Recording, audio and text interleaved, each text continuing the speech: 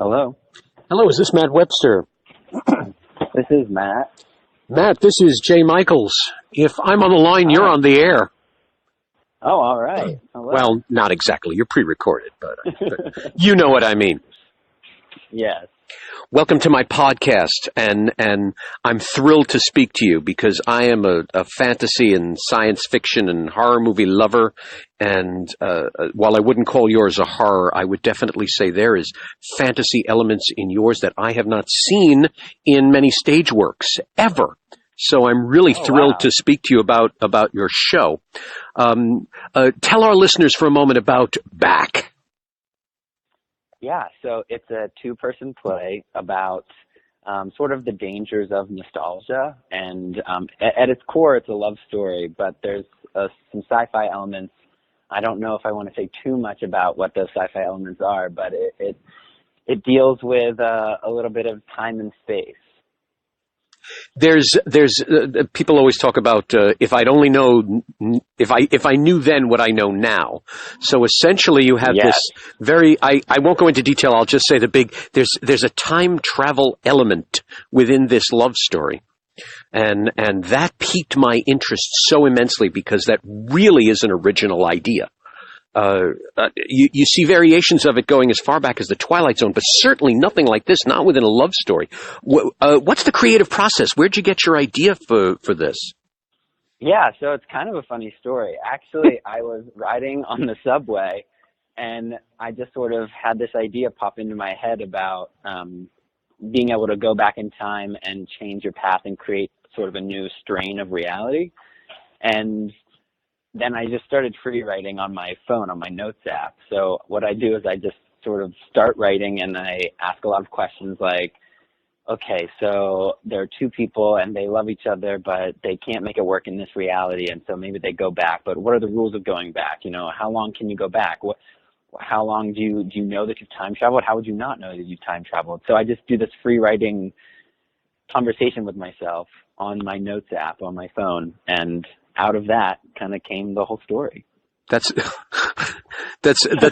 very cool. It's almost cinematic. I can almost see you sitting there and all of a sudden you go, how about this? You know, suddenly you saw some old man walk by and you say, what if I have an idea.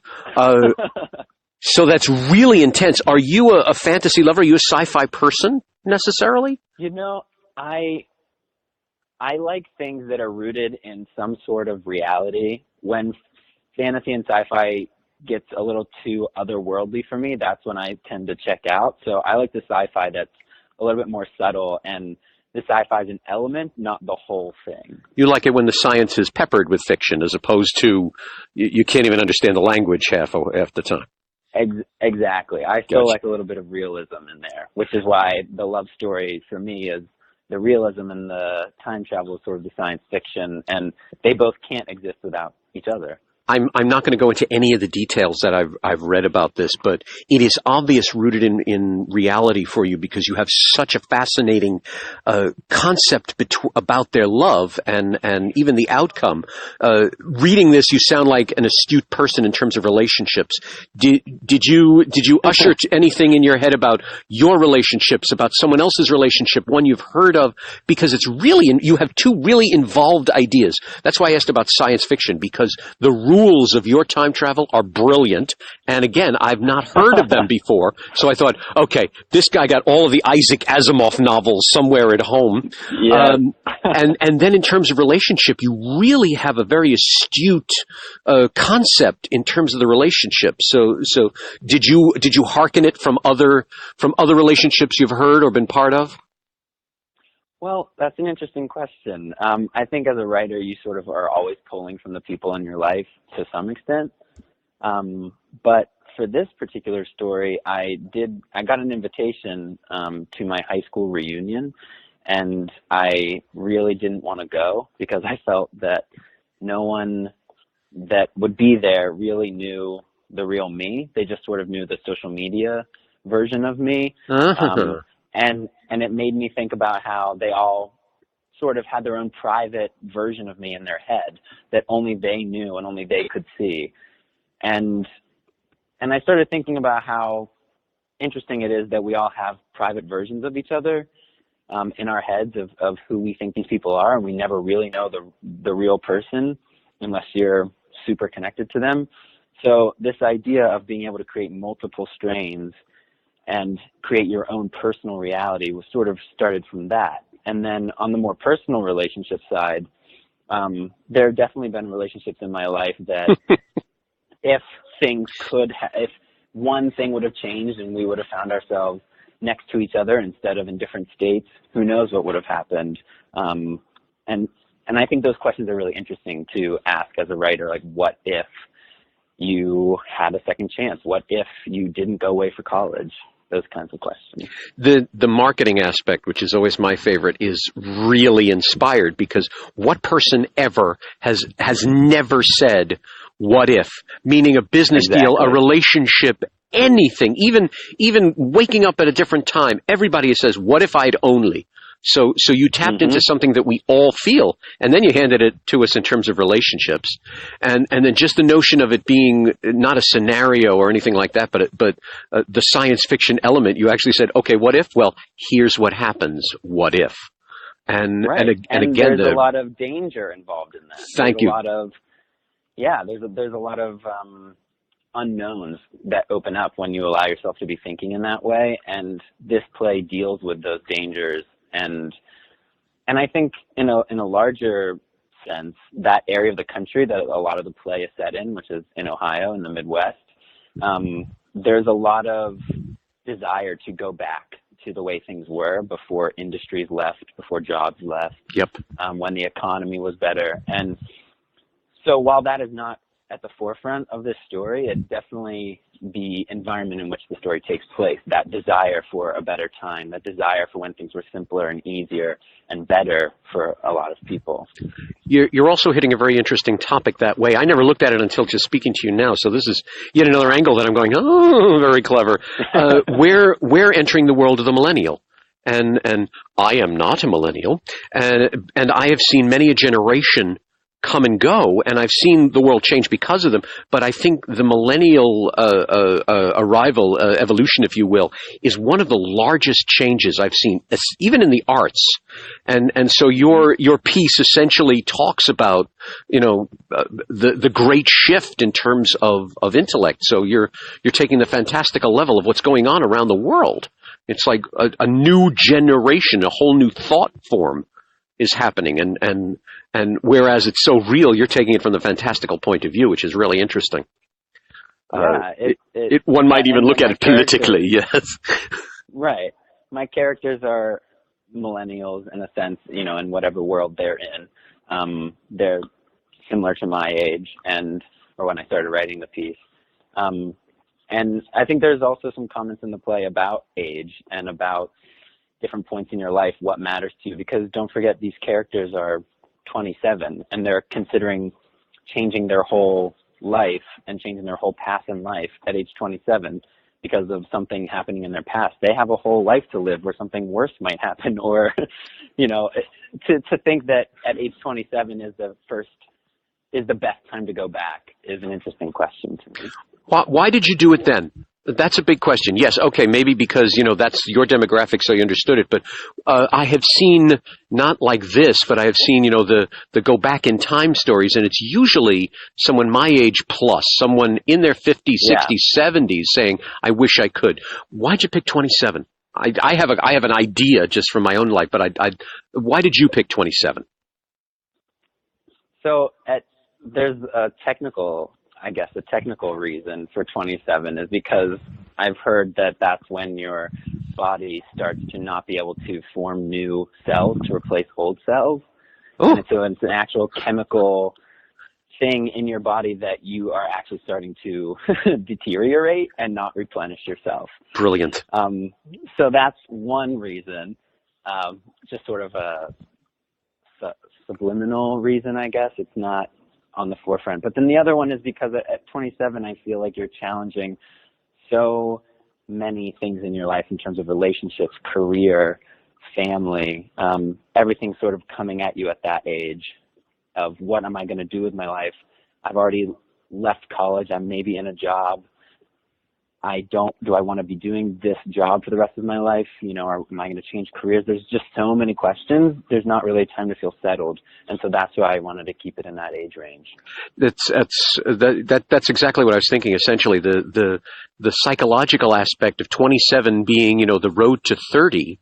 And right. At that age, you're supposed to, quote, know what's going on. And so, yeah. So yeah, you're hitting people pressure. at their first crossroads, really. Right. There's a lot of pressure to know what you're going to be doing with your life. I mean, we go to school at age 18 to college, and we're choosing majors and disciplines that we're going to carry with us the rest of our lives. And when you hit 27, if you're not doing well in what you've planned your whole life around, well, you better start thinking about what else you're going to do. And right. So that's what these characters are confronted with. And that's the first, and it's clever that you did this, because that's the fantastical element. You know, when you're in your 50s and 60s and talking about life, you're talking about it from so many different angles. But at 27, all you have is the fantasy element of where am I going. So it's amazing that you put it there. And when you're 27, so you can go back, you know, 10 years in my play. Well, you know, we're just going to tell all the secrets eventually, so we might as well just keep No, don't tell the secrets, please. People are tantalized by this. When you're 27, going back 10 years, a lot happens in your life from 17 to 27. A lot happens. And if you're 65, going back to 55, I'm not saying a lot doesn't happen, but it might not happen in the same pacing of a 17 to a 27-year-old. It's not milestones. So it's things, but it's not normally milestones. Exactly. Yes. So you picked the milestone times, you picked the whole point, and yet you gave yourself the obstacle that these people don't know what the future is going to bring because they're too young to know that. So it's really a crossroads, and it really makes the element of the play really powerful. Now, you did this as a reading once before. Yes. I'm sorry, what were you going to say? I was going to say it also maybe makes it a little bit more tragic, too, that these young people are willing to give up what they've experienced in their life so far for a second chance. They're so young. It's tragic. It's a little sad. And now I've just had the epiphany that this is sort of like another kind of take on Romeo and Juliet. They were teenagers. They were teenagers, and when you watch Romeo and Juliet, you say, "Would you two shut up? You're teenagers. You got your whole life. Stop it." And so you gave that same thing. It's the tragic element that they should just shut up and see what the future brings. Right. Exactly. Now, this had a reading before, yes? Yes, it's had an industry reading last year, where I worked with the same actress and the same director. It was co-directed at the time, but now I've since hooked up with David Perlow, who's amazing, and helming the team. He's great. He has extraordinary credentials. I could just imagine spirited rehearsals with him at the helm. He's very passionate. He knows what he wants, and he also allows himself to not know the answers to every question. So we figure it out as a team. It's very collaborative. It's great. That's great. That's excellent. How did the audience react? How was the first audience comments regarding the show? It was amazing, actually. I was kind of blown away by it. I had several mentors in the room and people that I really trusted, just because, you know, at an early stage, you want people that are going to be kind with their constructive criticism. And overwhelmingly, the response was so positive that it just made me so excited to keep working on it. And there's a cool thing that happens in the play when sort of the ball drops, something clicks in for every audience member. Like there's a collective, oh, kind of moment. And a great aha moment. Good. And I heard it in the reading, and it was just one of the coolest feelings. Like everyone was right there on the ride with me. It was great. Oh, that's excellent. Well, that's reaffirming for you. It's. I don't know if you've ever been in that kind of situation where you're sitting at a first read through or first reading, and something's wrong, and just going, oh, wait a second, it's right. Not clicking. Oh my God. So I'm thrilled you did not have that. Yes, it was a great feeling and a great response. So I'm excited to now put it completely on its feet in a festival production and get even more responsive. And what was your aha moment when you watched the first version of this? Because now here you are. I'm sure you've done some rewriting. I'm sure you've at least revisited in some cases.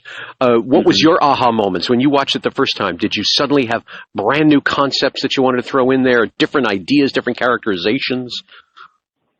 The biggest aha moment I had was when someone approached me after the first reading and said, "Have you ever thought about making this a TV show?"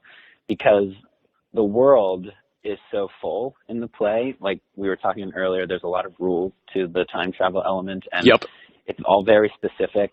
And so I sort of had this aha moment of, oh, there's a lot of stories to tell with this technology, with this world. And that aha moment really dropped in on me after the first reading of what else can I explore with this story? And these characters have unlimited possibilities. So that was sort of my aha moment. So this could very well branch into something cinematic, something on television. Yes, I mean, that would be a fun avenue for the play to take. Right now, my complete focus is on the play, of course. But, yeah, really? But that's definitely something I would keep my mind open to. That's great. And speaking of open minds, now you have the same actress, the same director, and there you are playing the other role. So you have three very like-minded spirits who've been there from the beginning. Where has their journey gone? What have you seen from David? What have you seen from Terra, the actress? Did they have aha moments? Did they suddenly come to you and say, okay, when we do it now, this is what we have to do? Did it spark new thoughts in them? Yes, actually, something really interesting. Thanks for bringing this up. We used to have a tagline for the show that was, would you betray the person who loves you the most? I saw that, yes. Chance at life. Yeah. And then when we were starting to rehearse for this festival, the director was like, actually, the play is not about betrayal. The play is about love. And it's, sure, there are different aspects to the story, but at its core, it's a love story. And he's like, I think we maybe are losing focus on the love in it. So then we changed the tagline to love takes lifetimes. So there's still a little bit of struggle in that line, but it's rooted in love. And that has been a clear shift for us in this rehearsal process.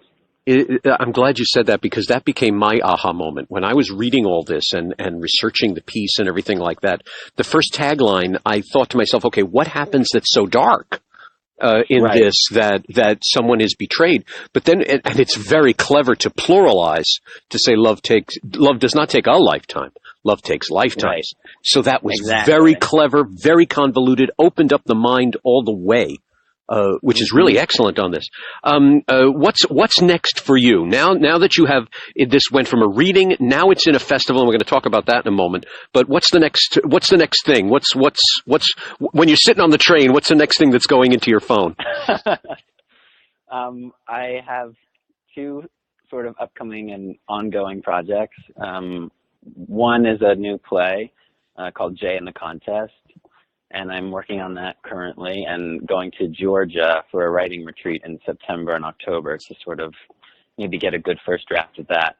I've had one tiny reading of it in New York with just some actors that I trust.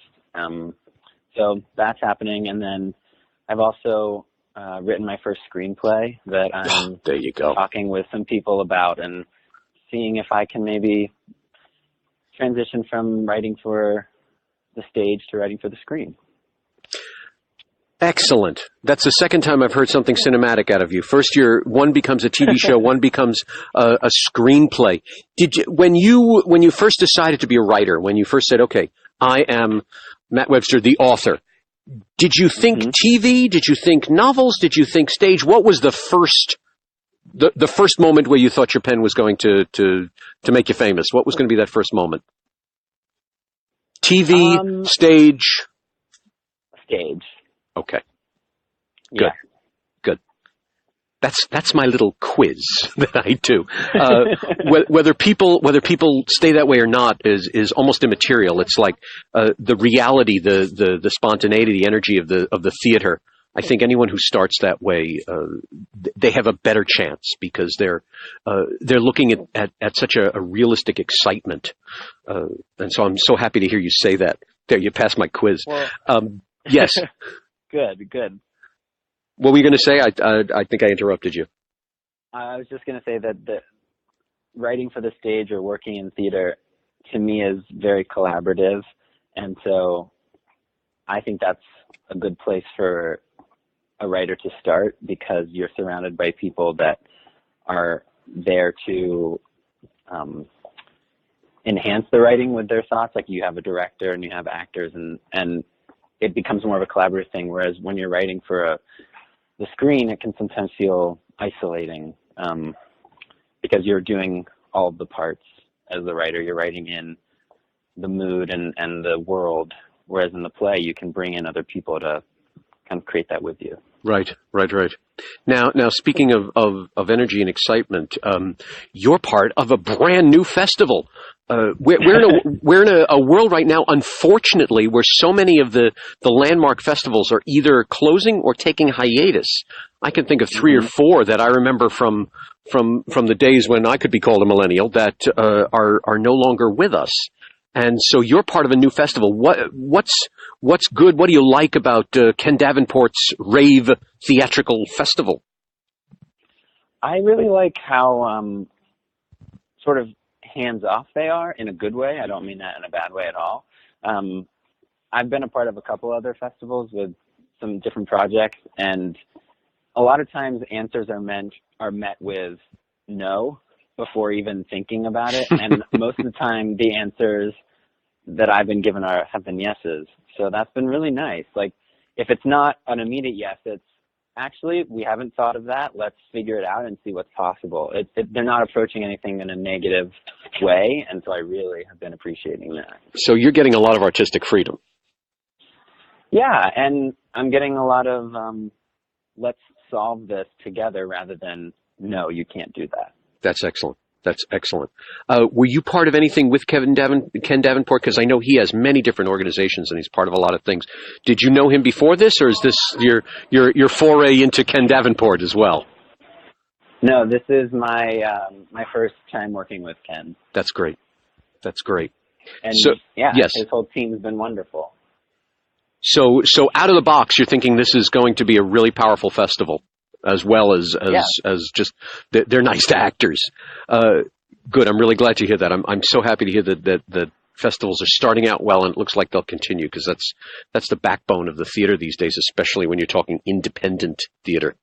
Absolutely. You know, you need a place to start, and you need a place to start without a huge financial commitment, and so that's what festivals are great at. Excellent. All right. Last question, big question, and listeners, don't listen. Shh. Cover your ears. You have the same director and the same actress again. Why? Why? Why did you want them? What is it about them that said you're staying with this project? I trust them. I trust them with my story, and I trust them with my creativity. And how important is that to you? That's the most important. I know that I can always find people that are talented and people that have good ideas, but you can't always find people that you trust and that you can know that when you look at them, they have your best interest and the play's best interest at heart. That's great. You passed another quiz. That's a great answer. That's a really excellent answer. Matt, thank you so much. This has been marvelous. I'm really excited for your piece. Like I said, you had me with time travel. So I'm really excited. I hope that the festival is marvelous. I hope that your play gets the standing ovations it deserves, and that one day I'm sitting in my living room and I turn on Netflix and there it is. Hey, you and me both. Yeah, there you go. Wish you the best. Thank you so much for chatting with me. Thank you. Have a great day. Thanks. Same to you. Ciao. Bye-bye.